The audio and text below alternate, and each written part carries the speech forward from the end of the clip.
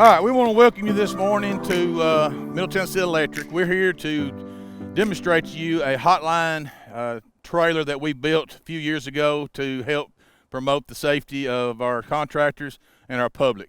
First of all, we want to talk about our transformers and what they do and how they operate to the best of my ability to explain that to you on a more of a term that you can understand. But anyway, let's talk about this transformer to my right here.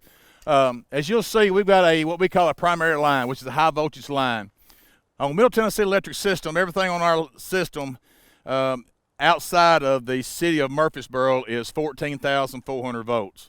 In the city of Murfreesboro, it is 7,200 volts. Our trailer has 7,200 volts on it for demonstration purposes. It comes out here, goes in through what we call a switch that is fused with this barrel right here.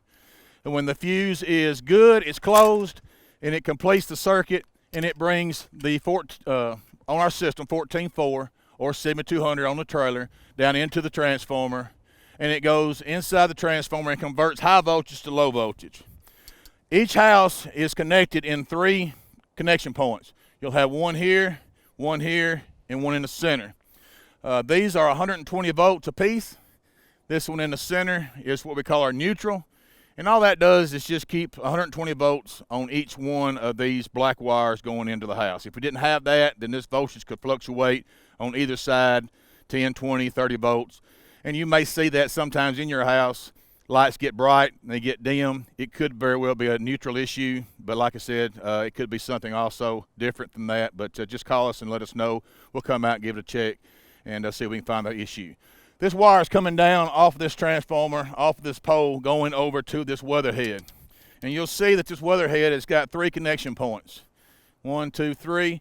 And that's just how we make our connections at the house of our members, or even at the buildings, other factories and things like that in our industrial parks in our service area. You'll see you just got a meter base and all this stuff, and I won't go into that, but every weatherhead we've got also has a meter that's involved in that. If it's not overhead, it'll be underground. In some of our counties, you'll have a transformer that looks similar to this right here. And this is the same transformer as this right here. It's just what you'll see on the ground, and all the wire is buried. It's a little bit more difficult to troubleshoot just because you can't see the problem, but you might see a lot of these around also. But if you don't have wire going overhead, then the wire is coming under the ground and then coming up on the side of the structure and whatnot. So that kind of gives you kind of a quick overview of what you've got here as far as the trailer is concerned. We're going to get our guys to come in here, and we're going to get the trailer started and do a few demonstrations for you and talk about them as we do those. And we'll get started. All right, guys, get the trailer ready to go. And you'll see right now they're taking off a piece of equipment that we use on our system anytime we're working on the lines. And it's called just a line chain or a set of grounds. And this is connected to the primary wire, and it's also connected to a neutral wire or a ground wire that makes it at ground potential. And when I say potential, that's just more or less ground voltage. And you can kind of see what these are. It's just very basic. It's got 2 clamps on each side so we can tighten them down with these sticks that they're using. And like I said, it does bleed off any kind of static electricity, or if we have a back feed coming from another power source. You'll see the guys are using the yellow sticks.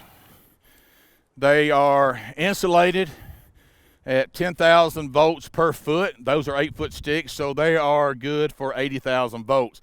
You'll see our guys have got on gloves. These are class 3 gloves. In the industry, you'll know what that is, but for other people, it's 30,000 volt rating. And everybody has on overshoes that are also rated at 20,000 volts. All their clothing is considered fire retardant, or FR. Their shirts, their jeans, everything I've got on, everything they've got on, it will burn, but it will go out when the flame is taken away. So don't think that it won't burn, but it just won't continue to burn if there's a flash or anything like that. All right, as we get started, we're going to get the trailer going.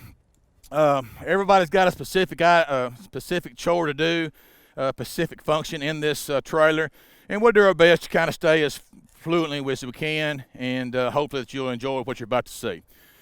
All right, as they're getting started, they're starting to close in these switches and getting the transformers energized. We've got transformer here on the right that he's fixing to close in. You'll see as soon as he closes that in, there'll be a red light come on the trailer, and he pointed to that so you can see. But let's take our attention over here to this weatherhead that I was talking about earlier. You'll see here as Chris is fixing to show you, there's 3 connection points right there.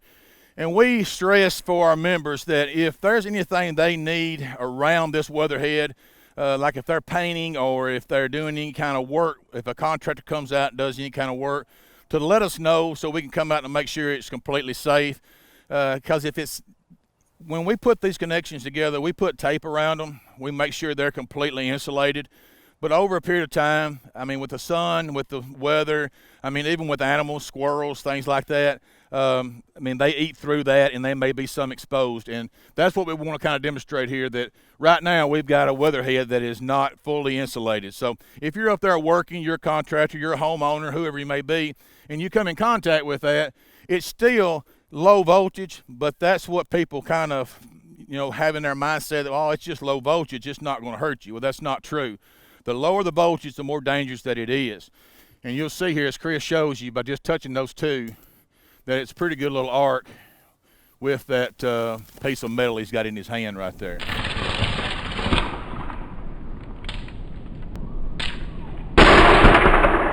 So that being said, let's talk about what I said about low voltage. Low voltage, voltage is not what hurts people. It's not what causes the damage to people's body. It's the amps that are involved in that voltage. So if you've got a lower voltage, you've got a higher amp rating. If you've got a higher voltage, then your amp rating is lower. And the higher the amps, the worse that it is on the body. And we do not want anybody to be, hurt or even worse, even killed. So just keep that in mind. Let us do our job here at Middle Tennessee Electric, serving our members to come out and make sure everything is safe. All right, you'll see the guys have taken that and moved it out of the way. Now we want to talk about 811. For a lot of the contractors that are probably going to be watching this, you know exactly what I'm talking about. But sometimes, it's Friday. We want to hurry up and get home. Man, I just forgot to call 811. Well, 811 is a free service. Within 3 days, they come out and they locate everything to make sure there's no power, there's no water, there's no communications, no gas, or anything like that in the ground, so that if you are digging, that you don't come in contact with anything that could hurt or, possibly kill you. But we've got this underground dig-in scenario here, and you'll see that. And when we talk about that, this is an underground primary, what we call dig-in. So there's going to be primary voltage, 7,200 volts, in the ground right there. And just say you take a shovel and you're digging after the excavator is dug down about 3 foot, and you see something that looks like a tree root, and you're like, man, I don't know what that is, but I'm just going to take that shovel and just job into it and try my best to cut it. And the wire that he's cutting is wire similar to this right here. It's our smallest wire, and you can see that it's got coating around it to help protect it. But you can also see on the inside where that silver conductor is our high voltage wire. Not a whole lot of insulation, not a whole lot of protection about that. So just show them, Mr. Kidd, what it will look like if you job that into that wire. So pretty good little arc.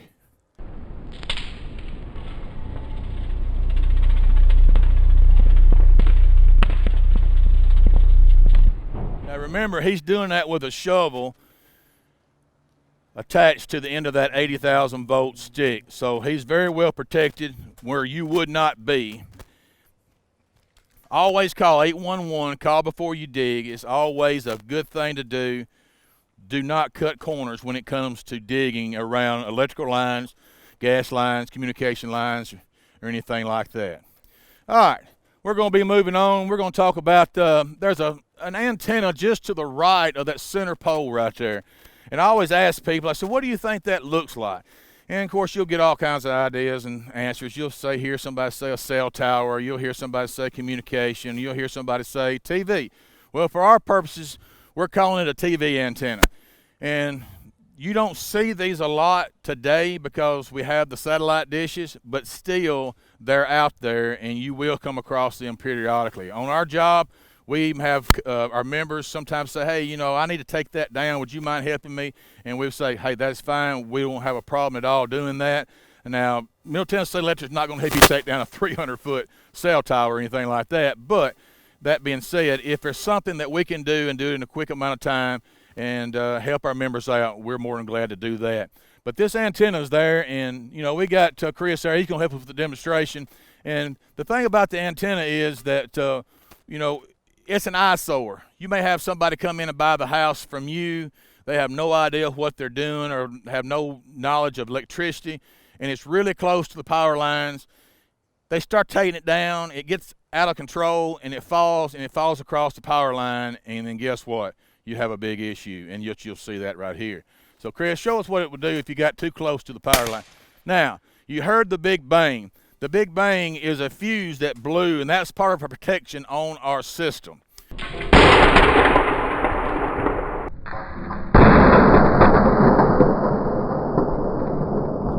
And what that does is it keeps the main line on, but de-energizes the line that has the problem on it. And you can see with that antenna coming in contact with that primary line, if you've got your hands attached to that line, to that pole trying to maneuver it around, then you become the path to ground for that 7,200 volts. Not a good day. And I'll go into a little bit more on the path of electricity and how it involves damaging the body a little bit later on in our demonstration. All right, as we're going to talk about this little red wagon right here in front, we use this wagon for multiple purposes. We use it for like a car wreck situation. We use it even for like a track loader or a track drill or anything equipment-wise that has a boom on it that could come in contact with our lines. The thing about this trailer is that if you are an excavator, if you're a contractor and you're in that machine and you hear or see a big arc like you have seen already, or you hear that big boom, is to stay in that machine. Do not try to get out. If you get out and you step down and that voltage is still present on that machine or in that vehicle, as we call it for this scenario also, you become the path to ground. And you'll see here as Dan takes this little doll we got here, and she don't look too good because she's went through the ringer, but you'll see as she steps out of the vehicle, go ahead and put her in there so see, she's in, she's touching, nothing's going on because she's isolated. She's not grounded, but she's isolated. Now, when she steps out, she's going to become the path to ground, and you're going to see the arc going through her body.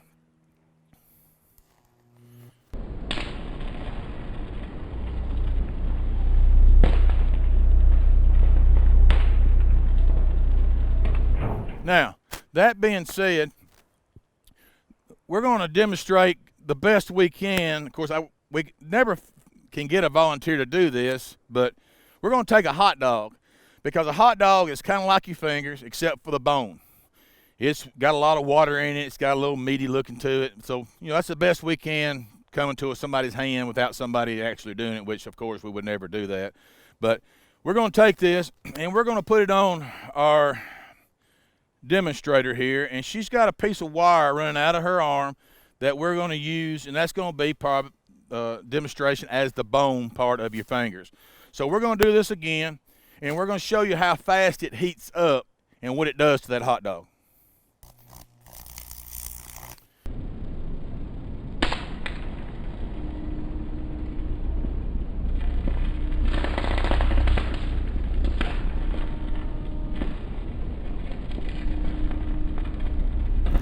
Now, about 2 seconds, 3 seconds, you can see that it literally fried the hot dog. Now, here's one point I want to show you, and I'll show you if I can. You don't realize how hot this is on one end, and on the other it's not. But on this end right here, it had no bone. And you can see inside the hot dog, it is absolutely clean. There's no bone. Now, I'm going to split it where the bone was.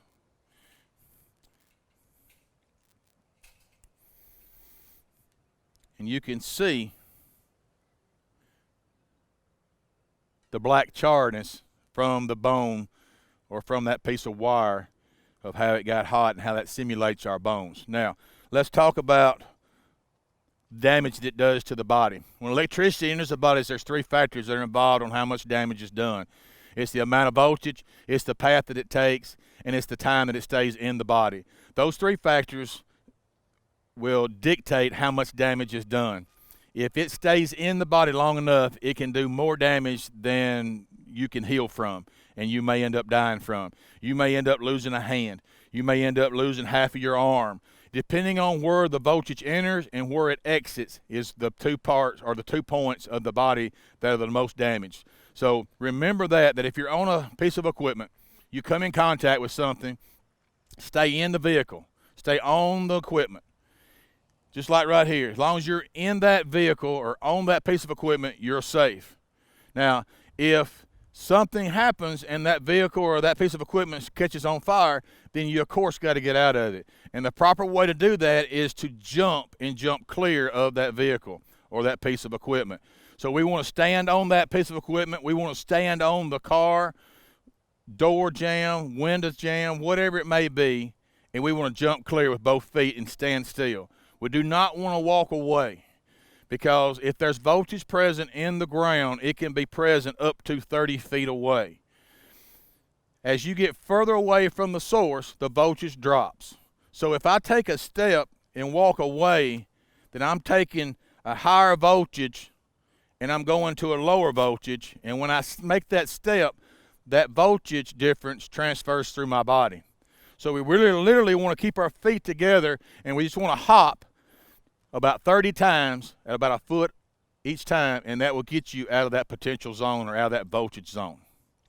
If you got any questions about that, give us a call. We can explain it more. We'll be glad to. I'm sure there's going to be a phone number on this when we're all said and done, contact information, things like that. So just give us a call. We'll explain it a little bit better, more in detail, and answer all your questions. All right, let's move on. All right, as we move on, we're going to talk about this little squirrel right here. This little squirrel is, we call it our lady squirrel, and we always have a lot of fun at the fairs and places like that with the crowd, and talk about how the women are a little bit stubborn, a little bit hard-headed, in which, you know, we're always picking at them, and we're always picking at the guys too. So we have a good time. If you get a chance to come see us at some of the county fairs, do that. But anyway, let's talk about our squirrel. Our squirrel is probably one of the, who's going to do it? Dan? Our squirrel is probably one of our most popular with a bird that comes in contact with the transformers themselves. You know, probably 75–80% of our allergies are due to animals that can climb or fly. We've seen anything and everything. If you just ask, we could probably tell you some stories that would probably just blow your mind on things we've seen. I mean, snakes, anything that can get up off the ground, they will eventually end up on our transformers. But you'll see here, we'll just show you kind of where the squirrel is. He gets up on the line, and see that line right there has no voltage on it. But when we get over there to the transformer, now he's getting a little close to what does, and then you'll see what happens when he comes in contact with the primary line.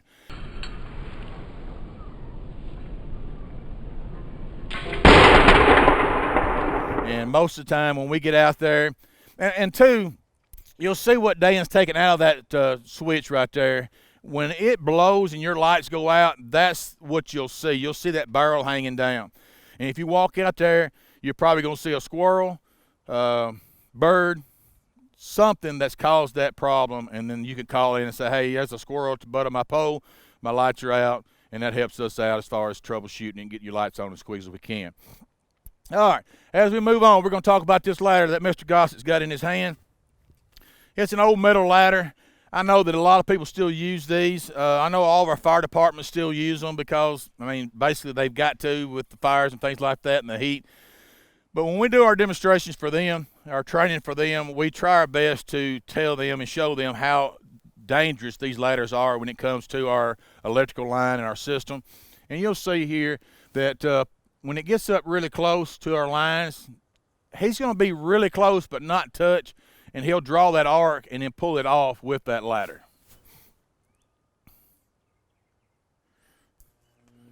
So pretty good little arc, and he'll do it again there and just kind of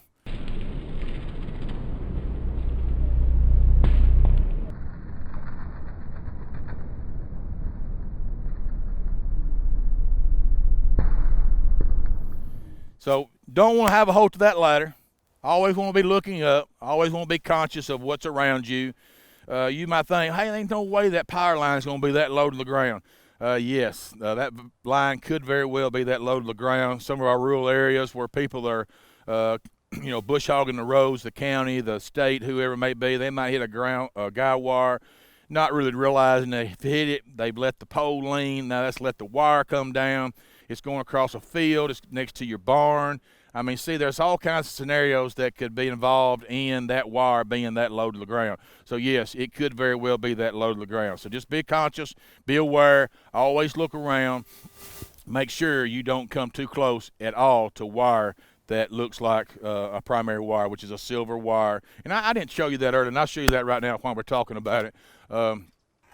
This is our primary wire.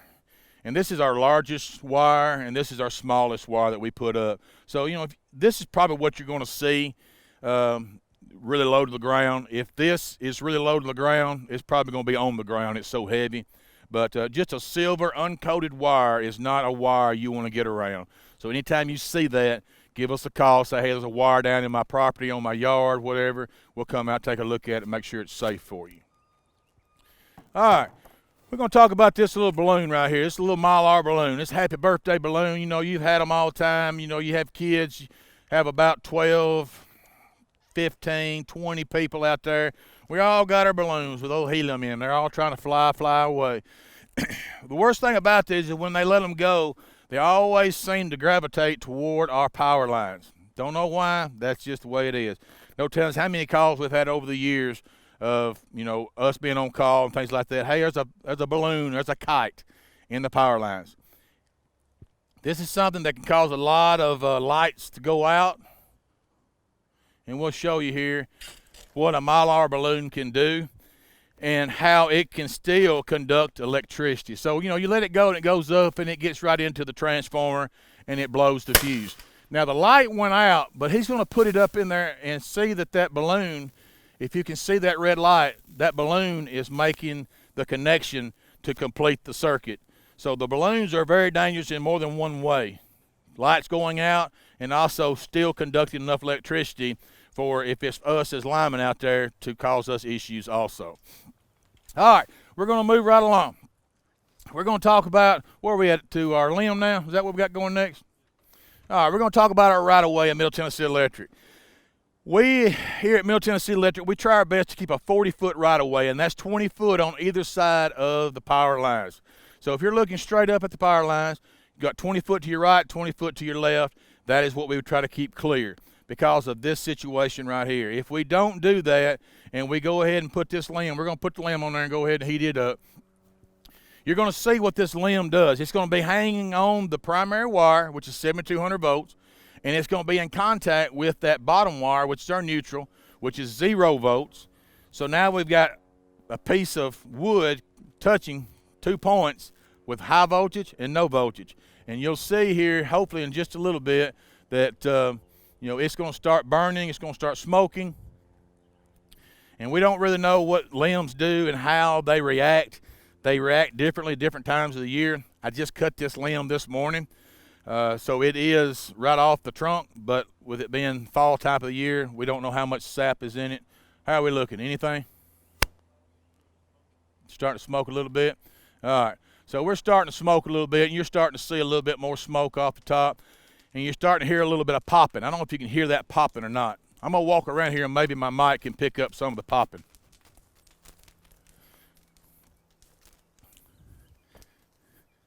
But you'll see blue smoke and you'll see white. White is steam. It's literally cooking the limb from the inside out. And it's blowing that steam out. It's blowing the sap out. But it is also burning on the top and burning down there at the bottom. I don't think you'll be able to hear oh, you might have heard that. So it does put on a little bit of a different show than each time we do it. Very unpredictable. But this is the reason that we keep our right-of-ways clean. We don't want your lights blinking off and on. We don't want the wire to be burnt down because of a tree limb. And here in just a minute, it's going to dry out enough that it's going to make a big arc, and we're going to show you what the limb looks like up close. And it's not going to be long now. And there you go. So Pretty good little show. That's always a good entertainer at the fairs, especially at night and after dark with the crowd.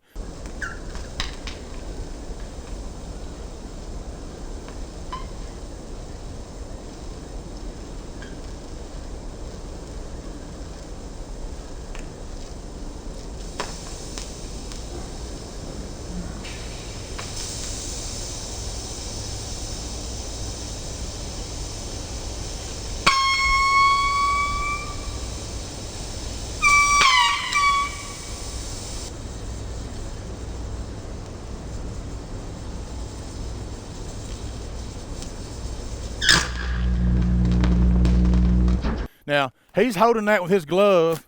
I'm going to hold it with my bare hands because I'm above where the limb was on the wire. It's still cool to touch. But down here, you can still see it steaming. You can literally see the bark split and steam coming out of it. So that's kind of what a limb looks like when it falls across the line. It burns it, but it also cooks it from the inside out. Like I said before, the path that the electricity takes, the amount of electricity, and the amount of time that it stays in the body for this purpose in the limb. So, all right, let's move on. I'm going to throw that over there in our pine needles. Hopefully it won't catch on fire. All right, well, y'all keep an eye on that. All right, we're going to get this fire hose out. This fire hose has been saturated in water. Well, why did you soak it in water? Well, I've not seen any fire hoses being used from the fire department that ain't saturated in water. So we try to do everything the best we can, the same scenario as what you would see out in our system. We talked to the fire department, first responders, everybody about dragging hoses across power lines that are down, not to do it. And you'll see that when Dan hangs it up there, that you can see you may have to flip it over the bottle and then push it up. There you go. There you go. Now you can see that just that little bit right there, pretty good little arc with the fire hose. So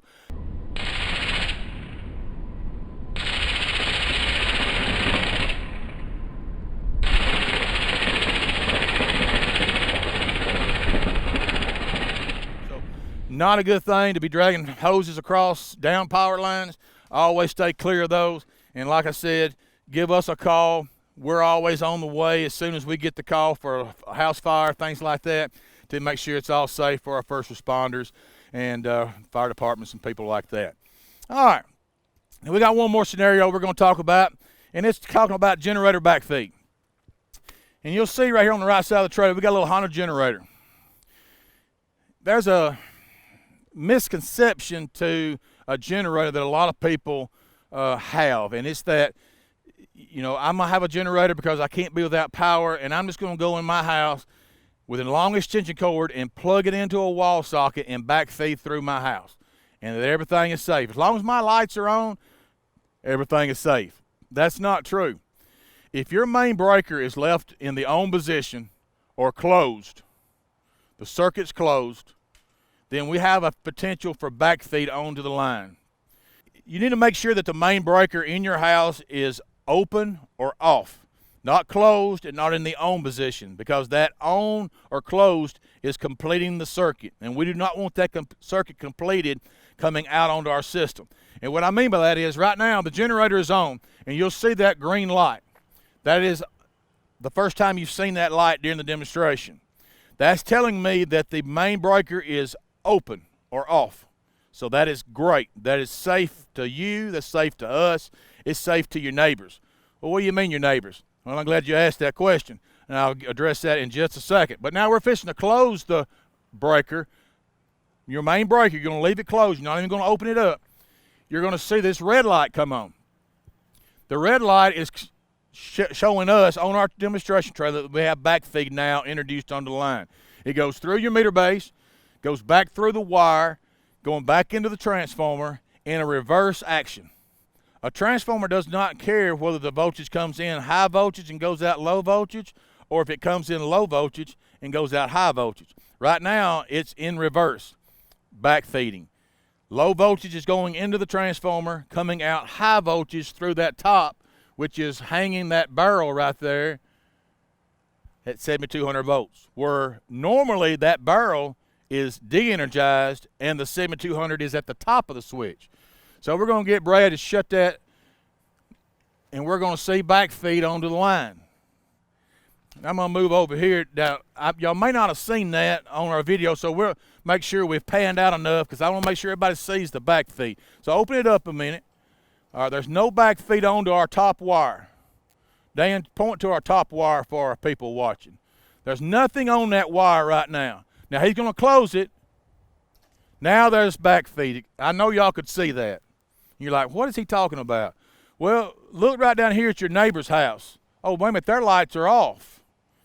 Well, if there's backfeed onto that wire on the very top and he closes that switch in, now you can see backfeed. Your generator hooked up the wrong way.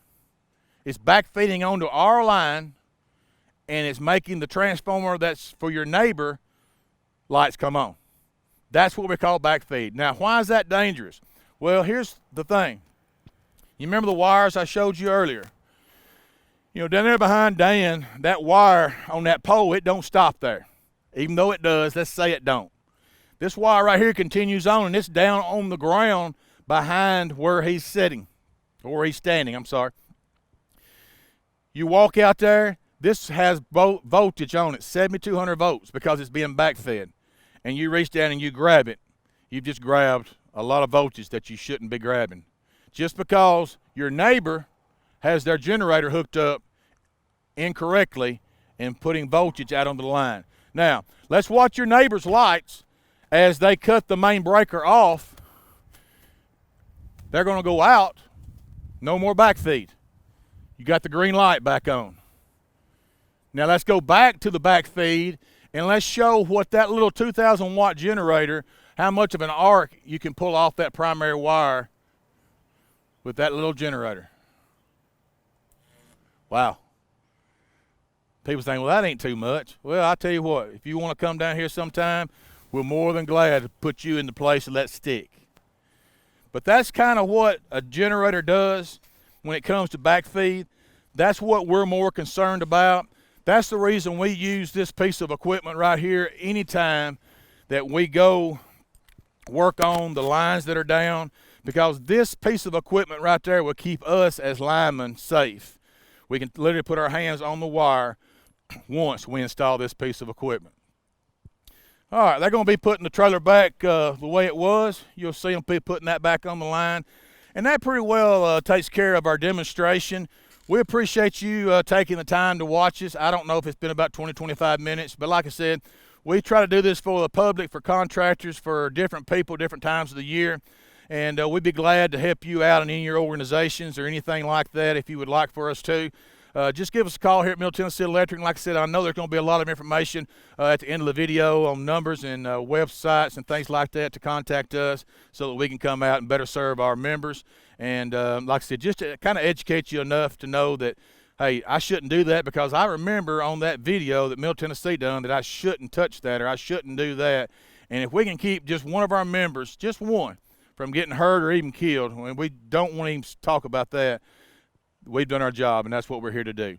So we appreciate it. We thank you. Have a good day, and come see us soon.